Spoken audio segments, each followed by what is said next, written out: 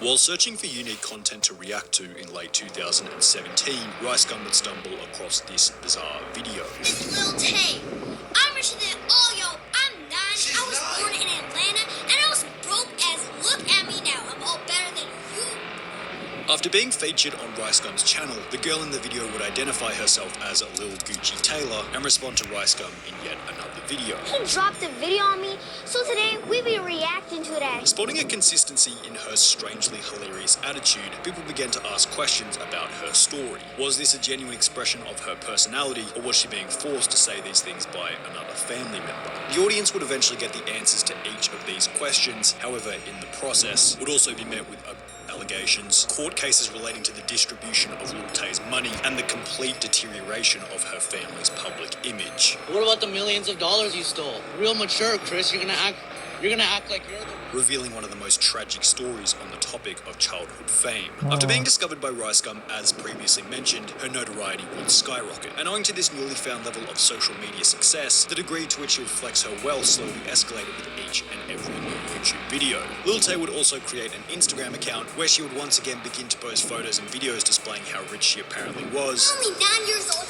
I ain't got no license, but I still drive this sports car. Your favorite rapper ain't even doing it like Lil Tay. Which is where her popularity would absolutely explode. Only 2 weeks after making her Instagram account, Lil Tay had gained 1.2 million followers with less than 10 photos. This girl, Lil Tay, has like 500,000 followers on Instagram. 700,000. She just went up by 300,000 subscribers in one day. A level of fame that granted her access to a load of other huge celebrities. Like just hanging out with Whoa Vicky, who's just trash. That's all it is, right? Yeah. She would post photos with Chief Keef, XXX Tentacion, Lil Pump, and would even appear in a video where Bad Baby was attempting to fight Whoa Vicky. Okay, but yes!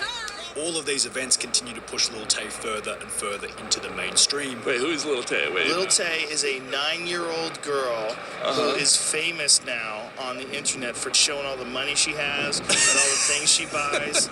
All while her apparently insane lifestyle continued to escalate. She displayed nicer and nicer cars. Lil Tay just copped a brand new Ferrari. While bragging about how she had gone from living in the hoods of Atlanta to living in the hills. When I was 6 years old, I lived in Atlanta and I was broke, and now we be living in the hills. See that view? Y'all don't have that view. This video about her living in the hills would go on to gain the attention of Jake Paul, who would invite her to the Team 10 mansion for an interview. Invite Lil Tay to my house, to the Team 10 mansion, where she would answer numerous questions, including her thoughts on RiceGum, the person who had made her famous in the first place. He is irrelevant. He's trying to get close, so he made a video on me. After noticing that Lil Tay was getting involved in interviews, she would be invited onto the Zach Sang show, where she would be asked, Does Lil Tay want to change the world? I mean, I kind of already did. while once again maintaining the narrative that she was a 9-year-old millionaire. How many cars do you have now? A little over 10. Wow. A little over 10. And how many houses? I mean, why are you even surprised? I'm the youngest flexer of the century. However, understandably, the audience was skeptical at best. How much of this is an act? This could be just some elaborate social experiment or prank of some sort. And I mean, come on. Of course the audience was skeptical. To have a 9-year-old acting this way, saying they used to be broke when they were 6, but they became a millionaire by 9, had to be a total joke. To support this, a lot of the early videos felt forced and acted. As an example, when she went to meet Jake Paul, you can tell that she's trying not to laugh. My house is way, I mean, it's lit and all, but my house is way bigger than In addition to this, you can see the cameraman and the driver of the car both smiling and laughing behind the camera. One thing was assumed by almost everyone. The whole thing was an act. But there were still so many unanswered questions. Who came up with the idea? How were her parents involved? What was the overall goal of the persona? With such a huge following and so many invested into figuring out the details behind her story, it was only going to be so long before people began to discover the truth. In May 2018, only 5 months into her journey as the youngest flexer of the century, Lil Tay would be exposed for who she really was. Lil Tay's big brother, who's like 16 years old, is That's the about one my that is age. controlling her and telling her what to say. On the 23rd of May 2018, Keemstar would post a tweet stating, Lil Tay being coached what to say by her brother, sad. Lil Tay be popping on YouTube right now. Like more ignorant. While no one was all that surprised to see that it was an act, many were surprised to see the brother being so aggressive while coaching her. Child abuse?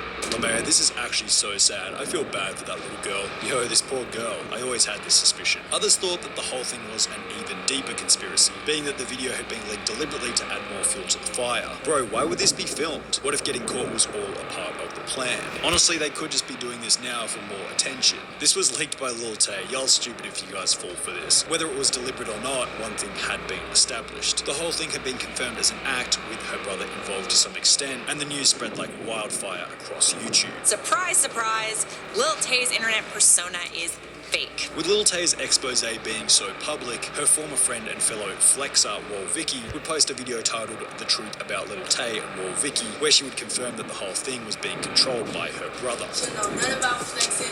It's her brother that runs her account, it's her brother that tells her what to do, and it's her brother in her ear. At this point, it was all starting to add up, especially when considering another incident where a live stream had been started on Lil Tay's Instagram. However, when the volume button on the phone was accidentally pressed, the screen would disappear to reveal that it was her brother setting up the live stream. Possibly to protect the reputation of her brother, Lil Tay would appear on the news show Good Morning America, claiming that she was the one behind the character. This is my decision. I'm happy with what I'm doing. However, this interview would also reveal that Lil Tay's mother was involved in the whole operation. One of the unanswered questions still up in the air at this point was, how was Lil Tay getting access to so many luxury homes and cars when she was so young? Individuals like Cody Ko thought that since she was likely being controlled by some powerful media figure, they must have set them up for her. However, this wasn't the case. Lil Tay's mother actually happened to be a Vancouver real estate agent and would use her luxury listings to film the videos in. Additionally, she would use her boss's luxury cars such as the Bentley and a Mercedes, which would have been fine, however she didn't have permission to do so. After noticing the videos online, Lil Tay's mother would be fired from the agency, with the business stating, when we found out about this activity last week, we had to dismiss her, and that the behaviour in Lil Tay's videos had no place in the real estate industry. After being exposed as a total fraud, Lil Tay had nowhere to go. The act didn't work anymore now that everyone knew that it was fake. Lil Tay would post one final Instagram post as a tribute to XXXTentacion, then wipe her Instagram clean by deleting every single post, which is where the real tragedy of Lil Tay began to come to the surface.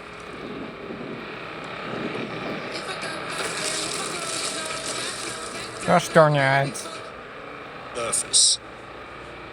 After remaining completely silent for approximately 3 weeks, a story would be posted to the Lil Tay Instagram page saying nothing but the 2 words, help me. It had been mentioned that the deletion of every post on Lil Tay's Instagram was the result of a rebranding strategy while she had been staying with a new manager in LA. Lil Tay is currently staying at her new manager's home in Los Angeles. His name is Diomi Cordero, and he deleted all of Tay's Instagram posts because he's planning to completely rebrand her. Was this story stating help me just a new branding method to get people talking about her again? Whether or not it was a deliberate strategy aimed at stirring conspiracy theories, this is exactly what it did. 9-year-old Instagram star Lil Tay deleted everything from Instagram and left a cryptic message. Controversial 9-year-old Instagram star sparks concern after deleting all her social media posts before sharing an eerie message saying help me. Despite asking for help in the Instagram story, Lil Tay wouldn't provide any context, never actually specifying what it was that she needed help with. This seemed like confirmation that the help message was a publicity stunt, as a help message with no further information is completely useless to anyone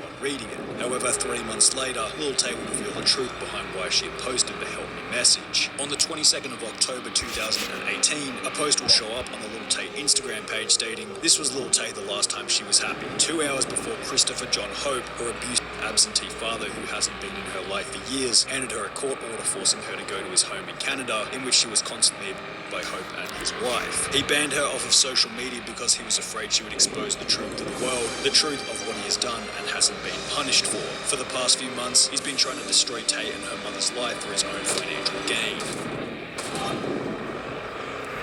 In the 3 months between the help me message and the allegations, Lil Tay had lost more than 200,000 Instagram followers. Was ratting out her own father a desperate attempt to put her monthly follower count back in the green after realizing that a simple help me message wasn't going to cut the mustard? Alternatively, on the more conspiratorial end, what if the dad, who was possibly receiving a share from Lil Tay's fame, was a part of it the whole time and knew that the story would receive more attention if they built a narrative around how she was being by him? Well, apparently this wasn't the case, as court documents would then be released outlining the legal battle between Lil Tay and her father, stating some of the bad things that apparently constituted abuse. However, personally, I think some of the points just show that little Tay and her mother didn't actually have that much dirt on the father. Slammed the door on Tay's foot and broke her toenail when she was angry at Tay. Asked Tay to bake for herself and Tay's fingers got burned. Chris Hope often made Tay watch scary movies. If you ask me, none of these really constitute and could easily be dismissed as accidents, standard childhood experiences, and overly embellished attempts at discrediting the father. Little Tay's dad would then go on and make a public statement about why he had taken little Tay. When my daughter's social media began to go viral this year, I disagreed with most of the social media activity. I took legal steps to stop things which I felt were dangerous to her physical and mental health and to her future. The issue with this whole thing was that every situation could have easily been reinterpreted to fit Little Tay's narrative. Little Tay has no money left to pay lawyers for fighting for her freedom. Her father has stolen everything from her. Was this just a dramatic way of saying that the father is taking control over her finances because, hey, maybe it's not the best idea to let a 9-year-old control hundreds of thousands of dollars she likely earned during her short time in the sun? Is forcing little Tay to wear broken and ripped shoes and socks to school not just a normal thing for a parent to do? What constitutes broken and ripped? Anything more than a week old, a month old, a year old? Where's the line? When I was in school, it was a status symbol to be wearing shoes that were literally falling apart on the playground. But apparently these days, it's abuse to send little Tay to school with broken shoes. The father is a lawyer in Vancouver. He doesn't seem to be just some no-name drongo that's trying to leech off his daughter's success. However, I could be wrong with this. Perhaps with the background in law, he's using his knowledge get paid to ensure that he's entitled millions? to a proportion of her earnings. But from his perspective, he stated, everyone else involved in the situation is motivated by money and the possibility of making money. Hold on.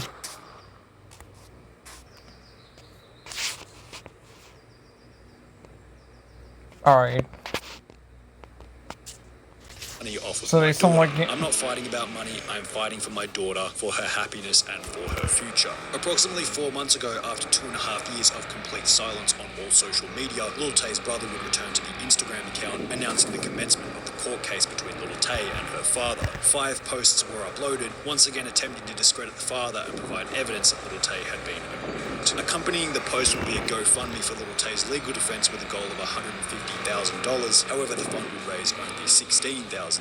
On one of the Instagram posts, it was stated by the brother, he can say in the press, I love her and I want the best for her, but anybody can say that. However, simultaneously, to apply the same principle, anyone can say this is not a marketing scheme. How do we know that this $16,000 went anywhere near this apparent legal case? How do we know that these videos aren't 2 years old and are only being uploaded now to milk the final bit of Little Tay's relevancy for money? Why did the GoFundMe start on the same day that the court case commenced? Wouldn't this mean that the lawyers were already in place? Wouldn't you have wanted the money in preparation for the court case? What evidence do you have that the court case even exists? The tragic tale of Little Tay proves one thing and one thing only. You can say whatever you want on the internet. It's so simple to frame anything in your favor by simply making it a little bit dramatic with a few basic arguments. At the end of the day, Little Tay is a character who is built on nothing but lie after lie after lie about who she really was. Why would there be any shift from lying about who she was in every single post to suddenly telling the truth about what was happening in this court case?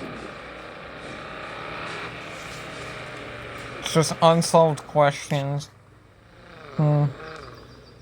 Poor 9-year-old. It really sucks for her that she really had to go through all that. I just feel so bad.